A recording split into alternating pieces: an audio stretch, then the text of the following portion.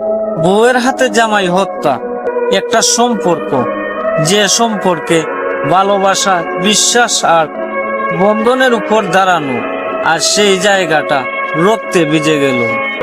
যেখানে এক সময় হাত ধরাধরি করে জীবনযাত্রা শুরু হয়েছিল, আজ শেষ হয়ে গেল এক প্রাণের যাত্রা।